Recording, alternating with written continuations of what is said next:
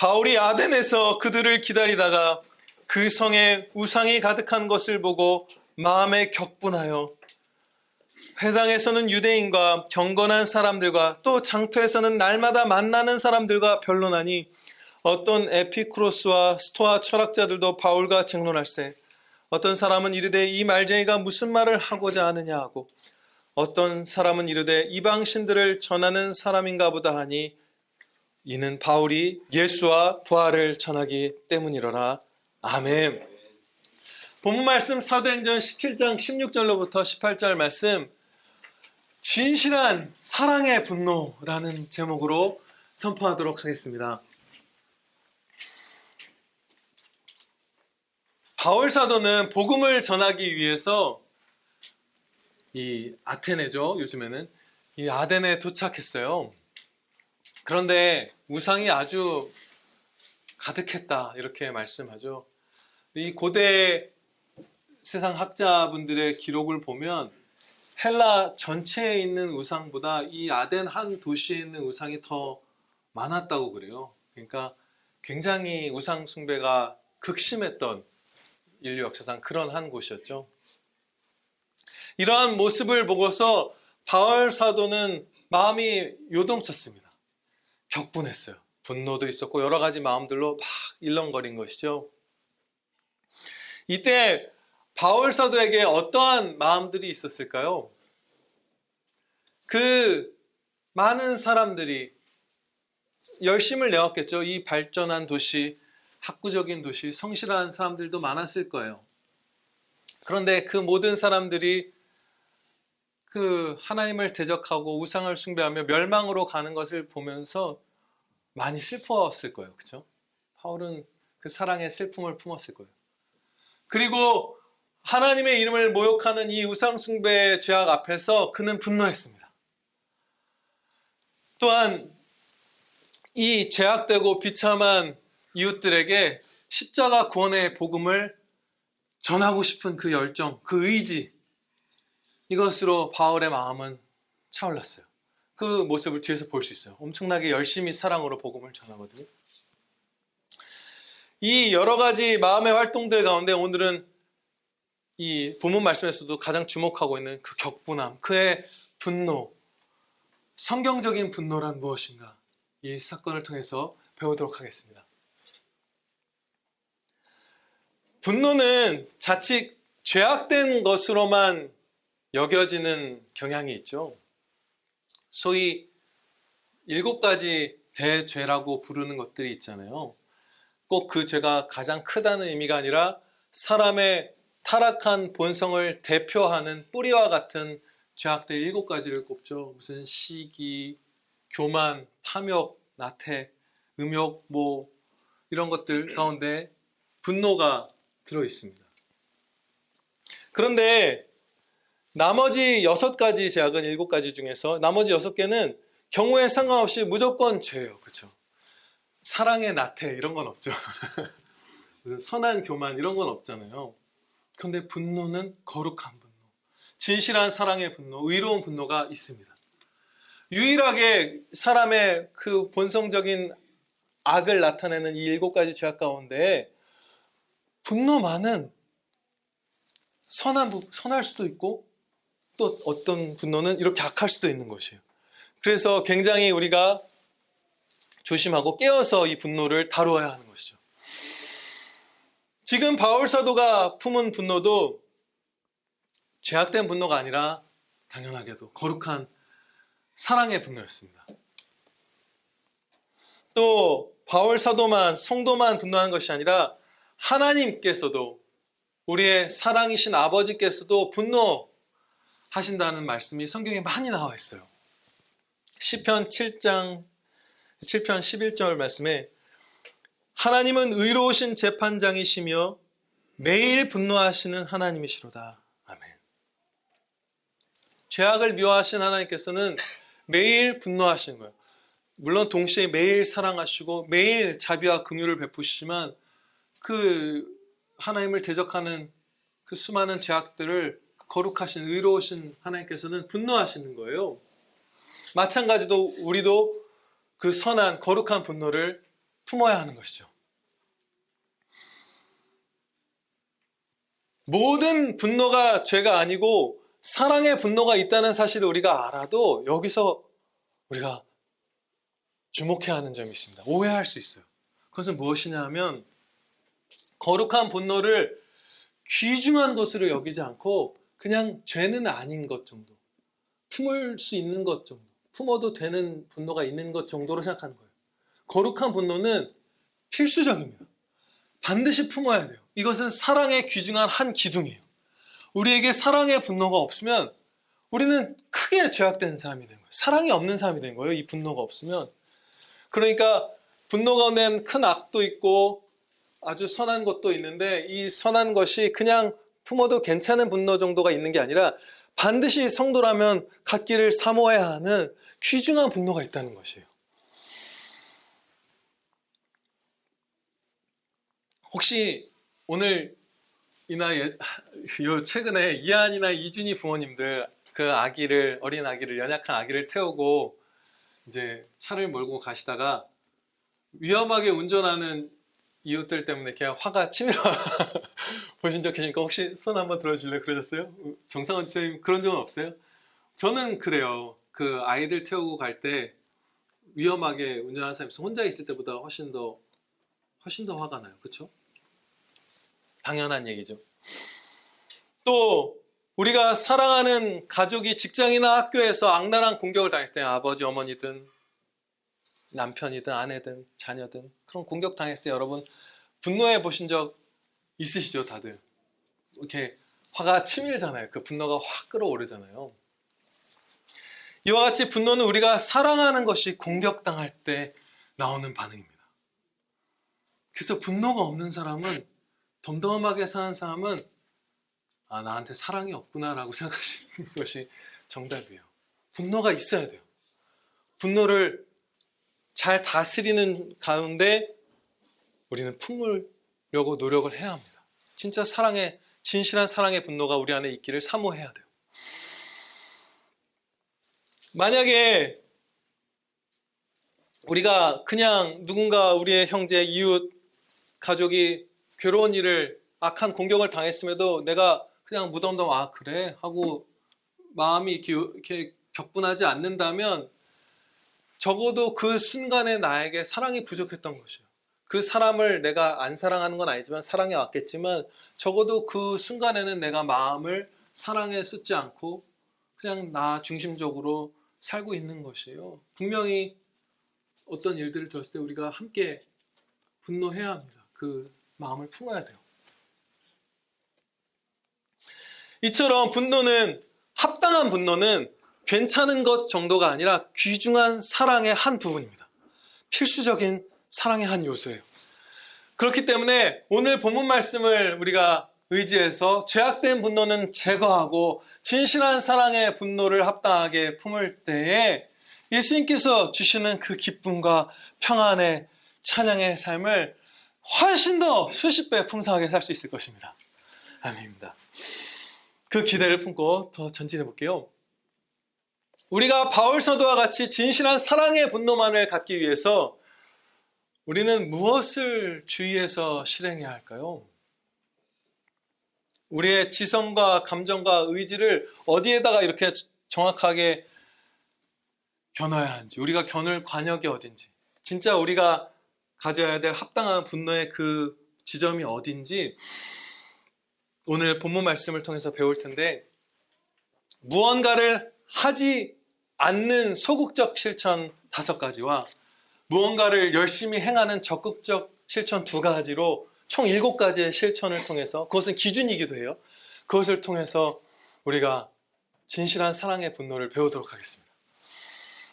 첫째, 소극적 분노입니다.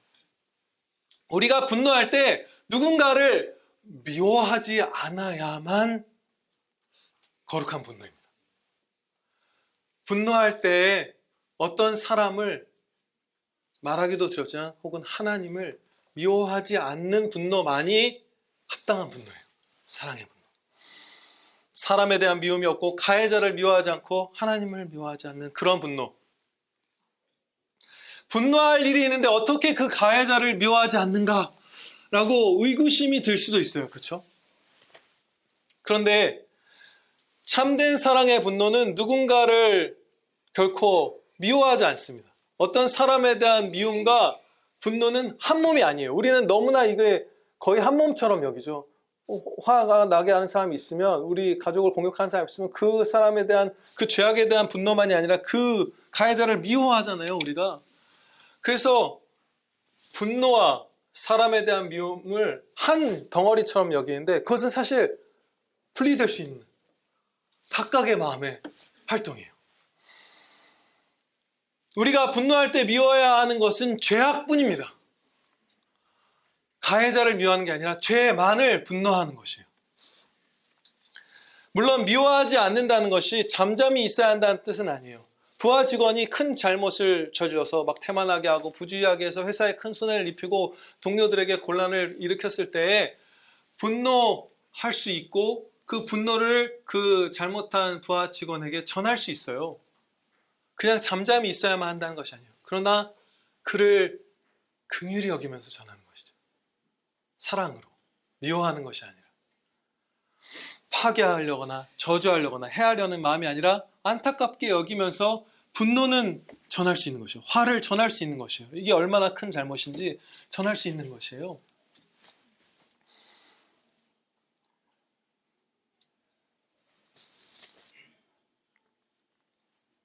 예수님께서 이렇게 말하셨어요. 너의 마음을 다하고 목숨을 다하고 뜻을 다하여 주 너의 하나님을 사랑하라. 너의 이웃을 너 자신같이 사랑하라. 또 이렇게 말씀하시죠. 그럼 우리가 이웃에 미워하는 마음을 품을 수 없는 거예요. 일단 하나님께 미워하는 마음을 품을 수 없고, 분노 중에 우리의 이웃에게 분노 중에 미워하는 마음을 품어서는 안 되는 거예요. 사랑하라 명하셨으니까. 그렇죠? 이것이 하나님의 계명의 총합이다, 정수다, 이렇게 말씀하셨으니까. 또 이렇게 말씀하셨습니다. 또 너의 이웃을 사랑하고 너의 원수를 미워하라 하였다는 것을 너희가 들었으나, 세상 사람들은 이웃은 사랑하지만 원수를 미워하라고 말하는 거예요. 넘어진 성도들도. 나는 너희에게 이르노니 너희 원수를 사랑하며 너희를 박해하는 자를 위하여 기도하라. 박해자를 축복하고 원수를 사랑하라. 그렇기 때문에 우리가 아무리 분노할 때에도 합당한 분노를 품었을 때 그 마음이 어떤 사람에 대한 미움으로 가면 우리가 실족하는 것이에요. 미움으로 나가는 순간 처음에 사랑으로 시작했던 분노라 할지라도 죄로 넘어지기 시작하는 거예요. 미움이 있어서는 안 되는 것이죠. 제가 좀 전에 약간 이렇게 혼자 살짝 눈치채신 분 있겠지만 미소가 이렇게 지어졌던 건, 부하 직원 얘기하다가 제가 나중에 부교육자가 생겼을 때 분노하는 장면이 잠깐 떠올랐어요. 네, 그분이 정말 잘못을 하면 분노를 전해야 되겠죠. 아무튼 그렇습니다. 전할 수 있는 것이에요. 그러나 사랑으로, 미워하지 않고. 원수까지도 사랑하고 심지어 분노 가운데서도 그를 축복하라는 이 말씀은 타락한 인류의 본성을 180도 뒤집는 것이죠. 저 지옥에서부터 천국으로 인도하시는 말씀이에요. 그래서 이런 귀중한 말씀들 가운데 상당수가 그랬던 것처럼, 지옥과 천국에 대한 말씀, 막 이런 말씀들, 여러 가지 그런 것들처럼 예수님께서 직접 말씀하시고 원수를 사랑하는 거, 아까 봉독한 말씀 예수님께서 직접 하신 말씀이에요. 친히. 그리고 그 본도 친히 보이셨습니다.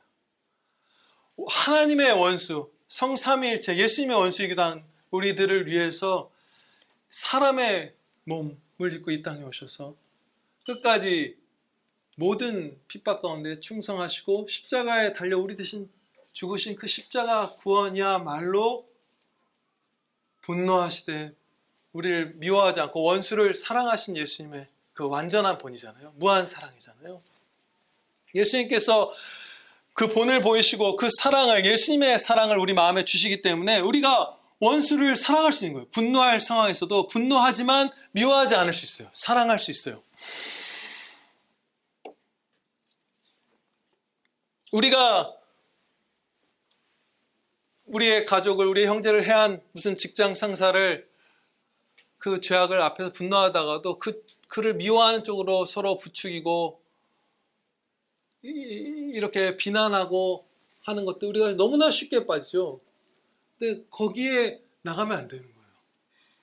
오늘 이제 이 분노에 대해서 여러분들이 배우시면서 알게 되시겠지만 지성적으로 우리가 정말 그 관역을 잘 조준한 것이 필요한 게 바로 이 분노에 대한 부분입니다.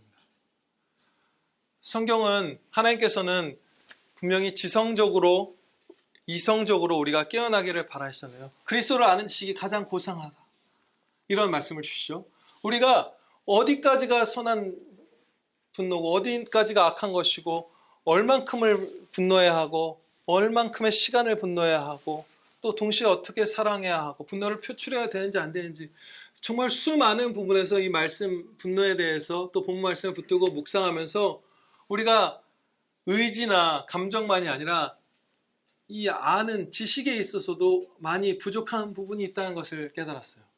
그래서 굉장히 오늘 우리가 세밀하게 이 바른 거룩한 한 지점을 찾기를 소원합니다.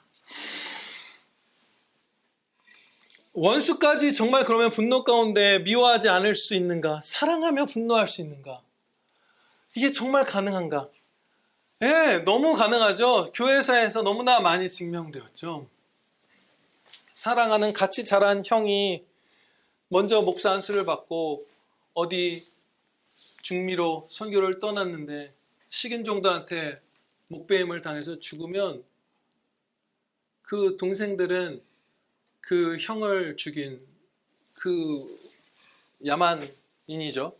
그러나 우리의 이웃이죠. 그 야만적인 그 이웃들을 미워하고 저주하는 게 아니라 분노하지만 사랑함으로 가서 그들을 섬기면서 도우면서 고쳐주고 먹을 것을 나누고 의료 봉사를 하고 길을 닦아주고 하면서 그들에게 복음을 전하죠. 선교 역사 가운데 분노하지만 원수를 미워하지 않는 그 모습들이 항상 나타나요. 그죠? 그야말로 우리의 사랑하는 사람들, 내 남편, 선교사인 내 남편을 죽였을 때 그러면 그 아내인 분이 자기도 선교사가 돼서 어린 갓난아기 안고 굴로 들어가서 거기서 그들의 고름을 빨면서 복음을 전하잖아요. 실제인 거예요. 진짜 분노하면서도 우리의 원수를 사랑할 수 있는 거예요. 예수님께서는 원수를 사랑하라는 명령을 주신 뒤에 이어서 이렇게 말씀하셨습니다. 마태복음 5장 46절 말씀. 너희가 너희를 사랑하는 자를 사랑하면 무슨 상이 있으리요? 세리도 이같이 아니하느냐? 우리에게 호의적인 사람들만 사랑하는 건 멸망당할 사람들도 할 수 있는 일이라는 거예요. 성도는 반대로 뒤집으면 성도는 진짜 원수를 사랑할 수 있다는 말씀입니다. 그걸 하게 해주시겠다는 거예요. 상을 약속하시잖아요.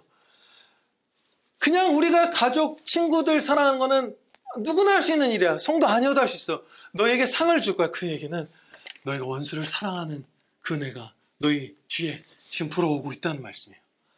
그래서 아무리 우리를 분노하게 하는 가해자가 있어도 그를 사랑하면서 분노할 수 있어요.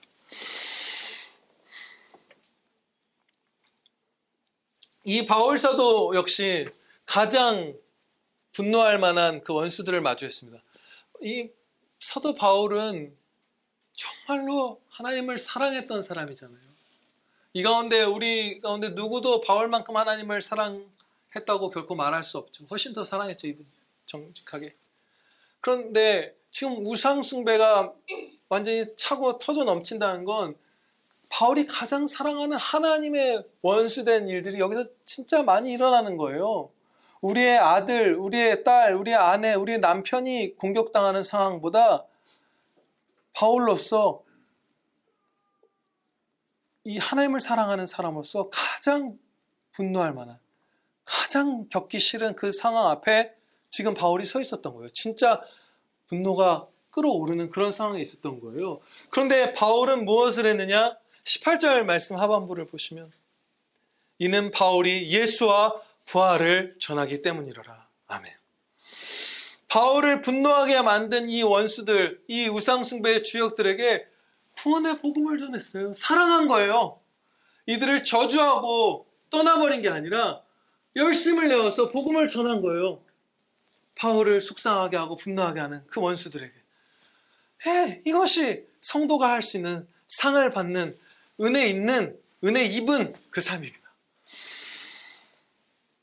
두 번째로 살펴볼 우리가 해야 할 일은 우리가 어떤 경우에 더 크게 분노하는지 우리의 분노들을 그 크기를 이렇게 나열해보고 그것을 통해서 우리의 마음속에 사랑의 순위를 점검하는 것이에요. 내가 어디에 더 자주 더 크게 분노하는가를 보면 내가 무엇을 사랑하는가도 상당히 알 수 있어요. 그렇죠? 왜냐하면 분노는 사랑하는 것이 공격받을 때 일어나는 대표적인 반응이기 때문이에요. 이 사랑의 우선순위가 분노를 통해서 점검된 사랑의 우선순위가 성경의 가르침과 일치해야만 합니다. 예를 들어서 이런 것이에요.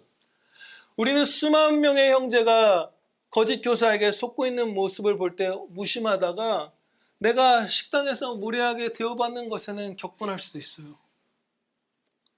여러분, 저도 그런 경험들이 있어요. 그건 뭔가 잘못된 것이죠. 잘못된 거예요. 우리의 사랑의 순위가 너무 이기적인 자기 사랑에 머물러 있는 것이에요. 그렇죠? 또 그 목사님 성함이 기억이 안 나는데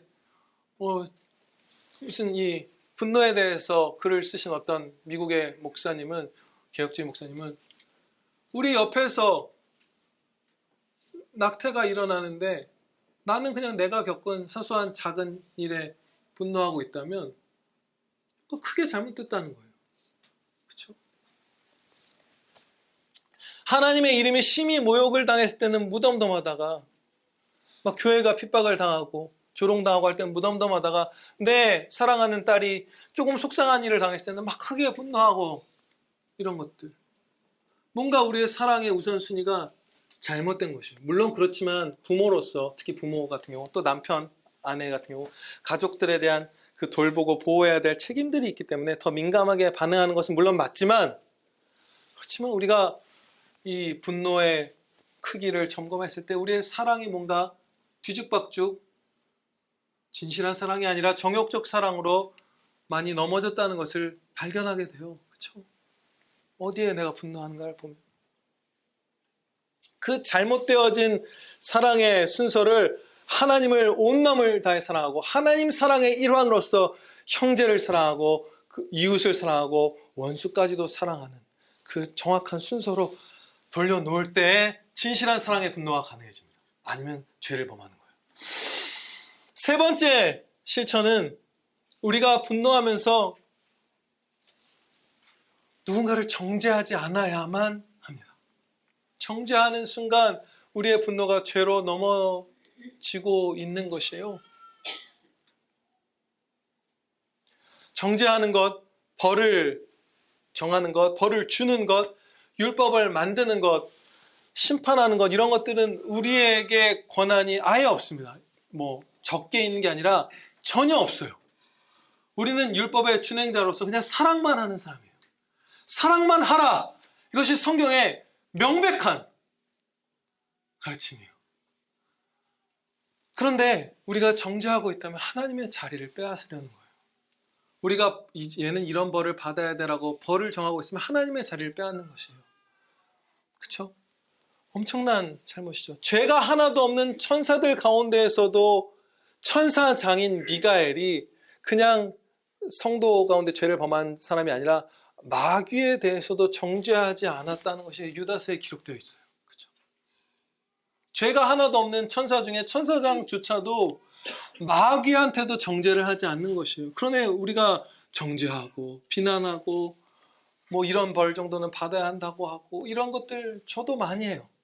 여러분들도 하신 경험도 있을 거예요. 그렇다면 이미 우리는 잘못된 분노로, 죄악이 확 검으니까 타져버린 그런 분노로 넘어진 것이에요. 처음에는 거룩한 분노로, 의로운 분노로 시작했다 하더라도 말입니다. 그 정죄함이 없어야 하고요.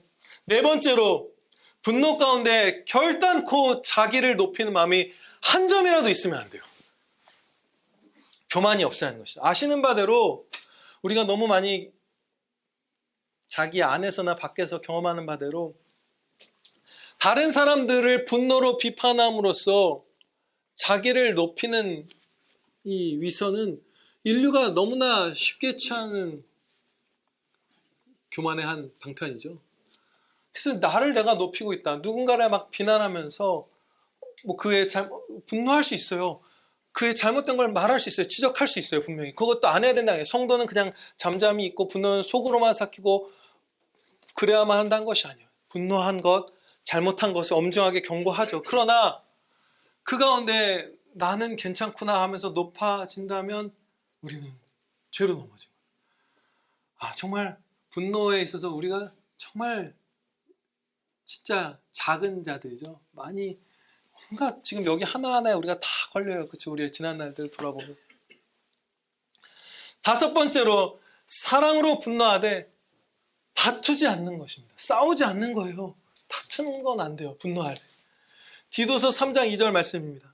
아무도 비방하지 말며 다투지 말며 관용하며 범사의 온유함을 모든 사람에게 나타낼 것을 기억하게 하라. 예수님에 대해서는 이렇게 말씀합니다. 이사야서의 예언이고 마태복음 12장에서 또 인용하고 있는 그는 다투지도 아니하며 들레지도 아니하리니. 어떤 죄악 앞에서 무관심하지 않아요. 무관심한 것은 사랑이 없는 거잖아요. 함께 분노하고 함께 울지만 싸우지는 않는 거예요. 싸납게 강포하게 싸우는 것은 안 하는 거예요. 이거 참 이것도 어려워요. 그렇죠? 분노하지만 온유한 거예요. 다투지 않는 거예요. 그 분노를 심지어 때로는 엄중하게 전하지만 진지하게 무겁게 전하지만 그렇지만 막 이렇게 저렇게 막 날카롭게 싸우지는 않는 거예요. 온유함을 모든 일에 온유함을 모든 사람에게 나타내라. 이게 디도서 가르침이에요. 부드러워야 되는 거예요. 우리가. 제가 금요일 날이죠. 우리 장식장이 온 게 금요일인가요? 토요일인가요? 토요일 날 싸웠어요. 제가 이제 방에 이제 화장실에 있는데 가구를 배달하러 온 기사님이 12시에서 2시 사이에 오겠습니다 했는데 11시 40분에 온 다음에 왜 현관 안 치워놨냐, 왜 준비 안 해놨냐를 막 5번, 6번 아내만 혼자 있는 줄 알았던 거죠. 저는 이제 가만히 있었으니까 뭐라고 하는 거예요. 그래서 제가 나가서 뭐라고 이제 얘기했어요. 무겁게. 사랑하는 사람이 공격당했으니까. 근데 그분이 내가 죽을 죄를 줬네. 죽을 죄를 줬어. 이거를 3번을 얘기하는 거예요. 조롱하듯이. 그래서 제가 거기서 못 참고 죄예요. 합당한 거 아니에요. 아내를 보호하려는 것 때문이었다라고 타협하면 안 돼. 합리화하면 안 돼. 그래서 이제 버럭 화를 이제 내버렸죠. 제가 이 얘기를 왜 드렸냐면 다투지 않아야 돼요. 그런 상황에서도 엄정하게 기사님 그렇게 얘기하면 먼저 너무 일찍 오셔서 그런 거고 또 이렇게 여성이 혼자 있는데 기사님이 와서 그렇게 하면 또 얼마나 무서울 수 있고 그런 거 아닙니까? 정말 진지한 표정으로 단호하게 얘기하지만 부드러워야 되는데 그게 쉽지 않더라고요.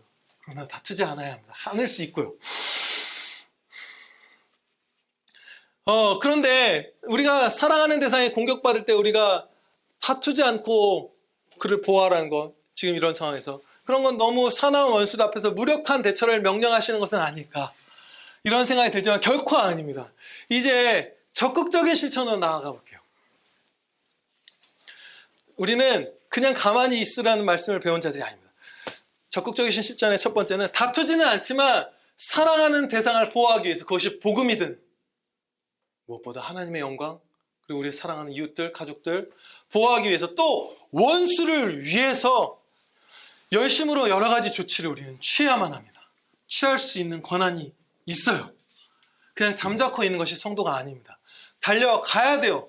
지금 내 아들이 어디서 군대에서 무슨 회사에서 괴롭힘 당하고 있으면 걔가 강하게 연단받을 정도로 내버려 둘 선을 넘어서서 도움이 필요할 때 가서 함께 목숨 걸고 투쟁하는 거예요. 나쁜 마음으로 정욕으로 싸우는 게 아니라 진짜 맞서 싸우는 거예요. 도와야 돼요. 그렇죠? 앞서 살펴보았듯이 이 땅에 오실 메시아 예수님께서는 다투지 않는 분이시다 이렇게 예언하고 또 마태복음에서 인용하죠. 그런데 예수님께서는 이렇게 또 말씀하셨어요. 이 땅에 오셔서 마태복음 12장 34절 독사의 자식들아 너희는 악하니 어떻게 선한 말을 할 수 있느냐 이는 마음에 가득한 것을 입으로 말함이라. 다투지 않고 온유하신 예수님께서 그냥 잠자코 계신 게 아니라 두려운 엄중한 분노의 경고를 하신 거예요. 우리는 이런 말 안 해야 된다고 생각하잖아요. 그렇죠?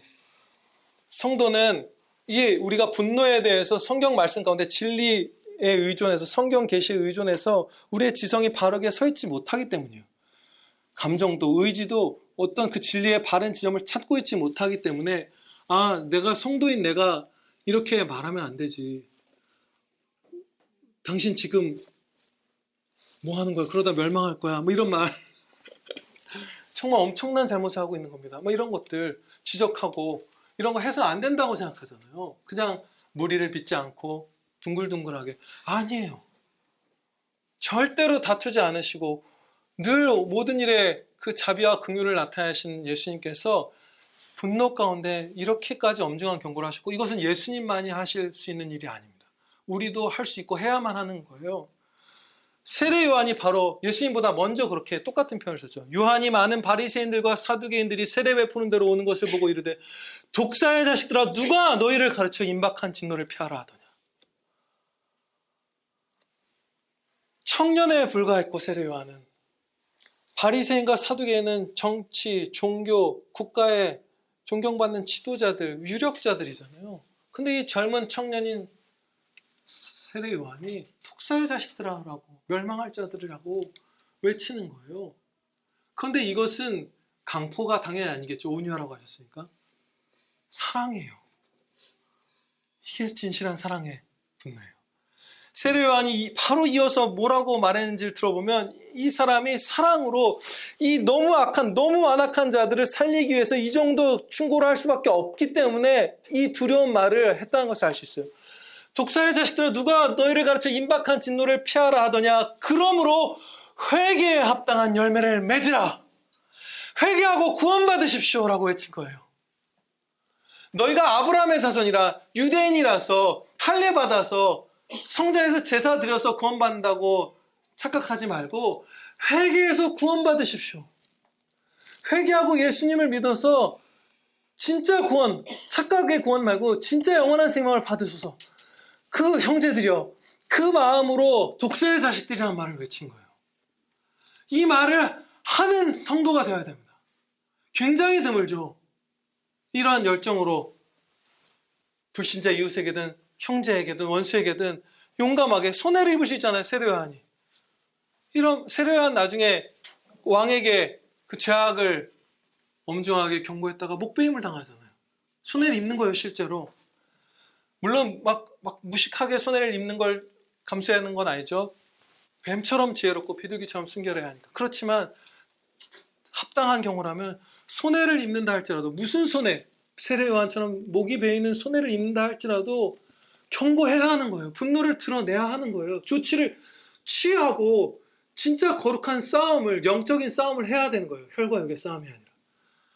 제가 예전에도 말씀드린 바 있지만 1994년에 이반젤리컬 앤드 카톨릭 투게더라고 해서 그 복음주의에서 E를 따고 카톨릭에서 C를 따고 투게더에서 T를 따와서 ECT라는 그 연합 그런 문서 이런 것들이 이제 공표되고 많은 카톨릭과 복음주의 지도자들이 서명하고 이런 일들이 있었죠. 그런데 그때 성경적 기독교를 계속해서 수호하고 진리를 순종하려는 이 개혁주의자들 3명과 개혁주의자였지만 그 카톨릭과 무분별한 연합으로 많은 이들을 위험에 처하게 하는 그 잘못을 범하고 있는 이 3명이 회의를 했죠. 7시간을 회의를 했다고요. 근데 그 7시간을 회의하는 가중에 J.I. 패커라는 그 6명 중에 가장 유명한 그 목사님은 이 잘못된 편에 섰던 거예요. 그 J.I. 패커는 저희 합신에서도 그분의 저서를 많은 교수님들이 추천하고 당연하게 대부분 신학생들이 보는, 저기에도 아마 꽂혀 있을 거예요. 그런 분이에요. 그런데 그때 진리를 바르게 수호하던 스프롤 목사님이 그렇게 했죠. 이 책상 위로 뛰어 올라가서 서서 자기보다 13살 많고 교계에서 가장 존경받는 그 전설적인 신학자, 그 선배 목사님에게 손가락을 가리키면서 당신들이 무슨 말을 하는지 모르십니까? 당신이 구원받느냐 멸망하느냐에 관계된 그 잘못을 지금 범하고 있는 거라고. 여러분 스프롤 목사님을 알면 그분이 한 행동이 얼마나 진실한 사랑의 분노인지 알아요.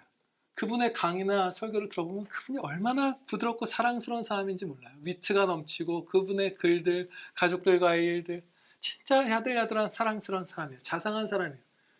그런데 7시간을 설득하다가 책상 위로 뛰어올라서 그 멸망을 경고한 거예요. 그렇게 하는 사람이 많아져야 합니다. 그렇게 해야 돼요. 형제에게든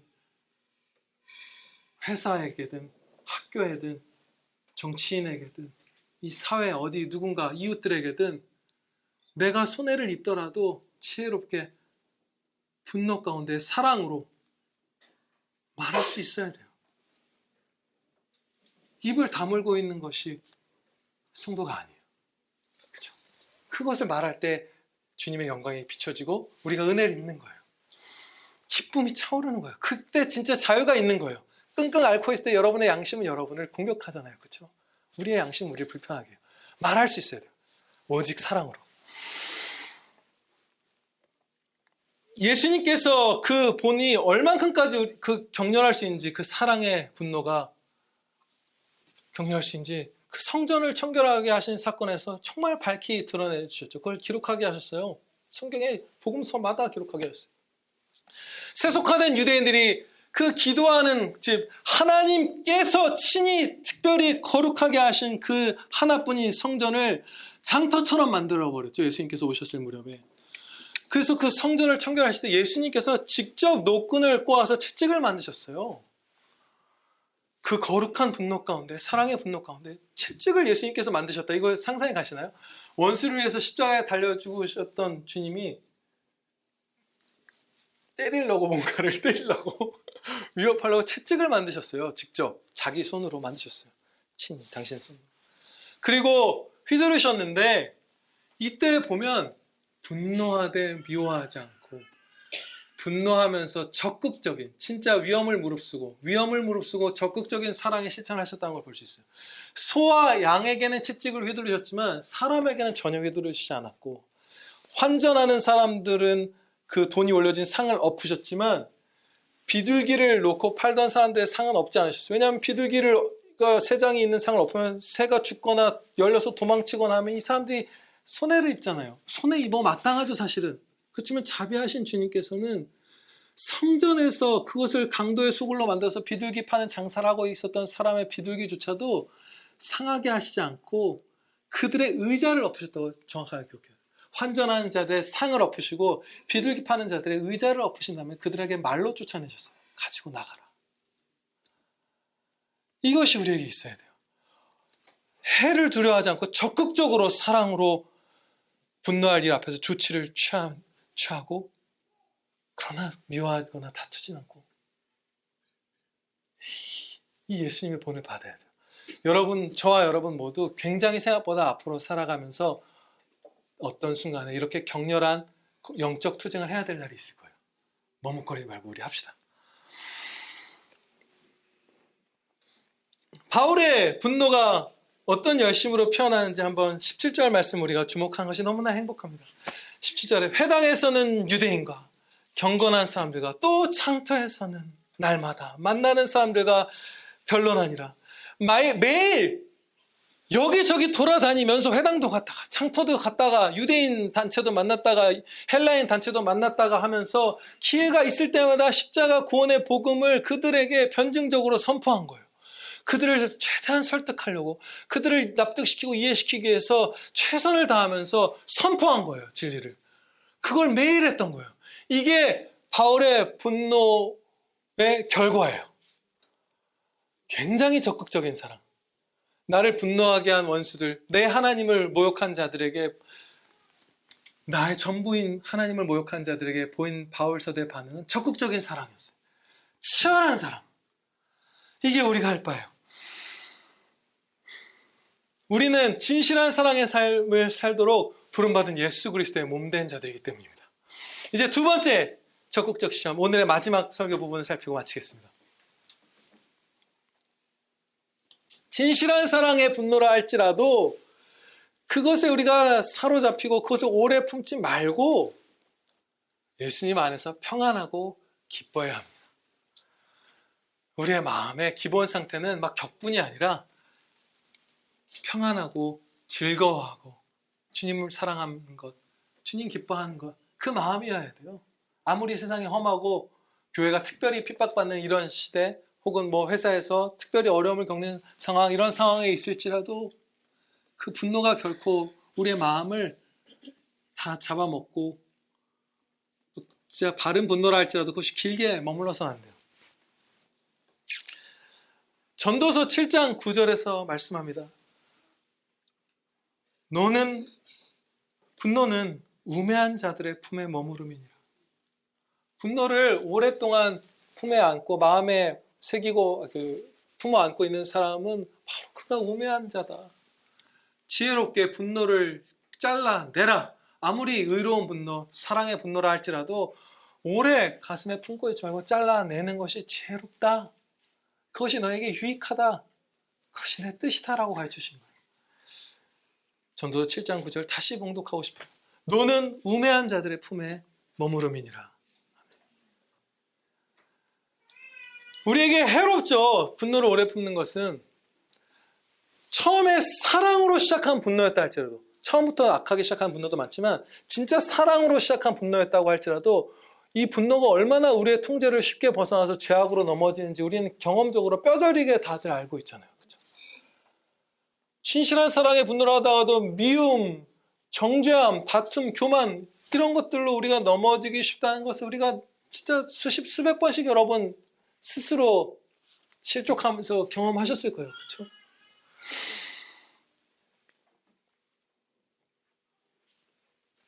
해가 지도록 분을 품지 말고 마귀에게 틈을 주지 말라. 이 말씀대로 분노는 아무리 길어도 바른 분노를 얘기하는 거죠. 분노를 아예 품지 말라고 하신 게 아니라 분노를 품는 거 괜찮은데, 바른 분노가 분명히 있는데 해가 지도록 품지 말라. 되게 짧게 분노하라는 거예요. 여러분, 퇴근하면 분노하시면 안 돼요. 요즘 일본 6시 반입니다. 그렇죠?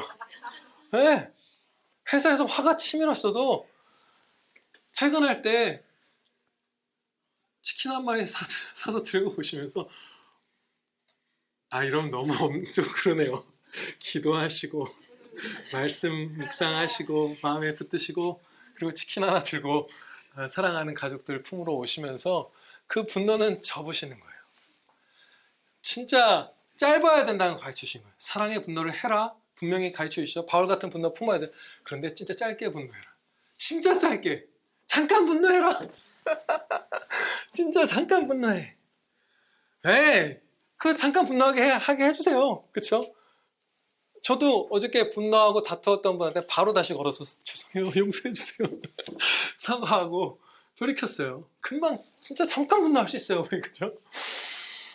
그리고 우리가 분노를 짧게 품고 예수님을 기뻐하고 평안에 충성해야 하는 이유는 분노가 해롭기 때문만이 아니고 약간 또 소극적인 걸로 돌아간 거 같잖아요. 그게 아니라, 그것만이 아니라 예수님께서 우리가 평안하고 기뻐하는 것을 기뻐하시기 때문입니다. 이게 예수님의 우리를 향한 바람이에요. 수고하고 무거운 짐진 자들아, 다 내게로 오라. 내가 너희를 쉬게 하리라.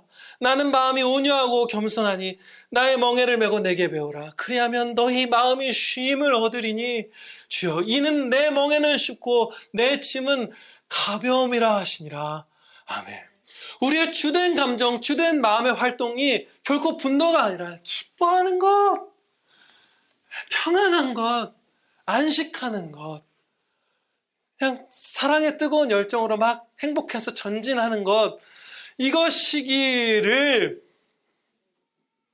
예수님이 바라는데, 이 기쁨을 누리는 방법은 우리가 무심한 사람, 무관심한 사람이 되는 것도 아니고 그냥 속으로만 삭힌 사람이 되는 것도 아니고 진실한 사랑의 분노를 살려내고 죄악된 분노는 죽이고 진실한 사랑의 분노는 짧게 하는 그런 사람이 될 때 예수님이 우리를 향한 그 기쁨과 평안을 충만히 누리게 될 겁니다. 기도드리시겠습니다. 아버지 하나님, 저희에게 이 귀한 생명의 말씀 넘치도록 부어주심을 감사드리옵나이다. 아버지 홀로 영광 받으시옵소서. 저희가 많은 날들 분노를 품으면서 분노라는 건 죄인가? 괜히 어리석게 양심에 찔리기도 하고, 또는 바른 분노를 품다가도 죄악으로 넘어지기도 하고, 죄악된 분노를 품기도 하고, 분노를 표현해야 할 때 표현하는 것이 옳지 않다고 여겨서 삭히면서 오히려 이웃을 돕지 못하고, 사랑하는 사람들 보호하지 못하기도 하고, 진리를 수호하지 못하기도 하고, 저희가 이런저런 많은 오류들 가운데 이 분노의 문제에 있어서 헤매었던 것, 주님께서 불쌍히 여기사 생명의 말씀 저희에게 베풀어 주심을 감사 찬양드리옵나이다. 아버지, 오늘 말씀 저희가 한번 듣고 마는 것 아니라 다시 듣고 다시 읽어보고 다시 묵상하고 서로 대화하고 자녀들에게 다시 가르치고 하면서 마음에 새겨서 죄악된 분노에서 자유하고 사랑의 분노 가운데 예수님을 기뻐하고 사랑하는 사람들을 보호하고 하나님께 영광 돌리는 행복한 주님의 딸, 주님의 아들 되게 하여 주시옵소서. 예수 그리스도의 이름으로 기도하렵나이다. 아멘.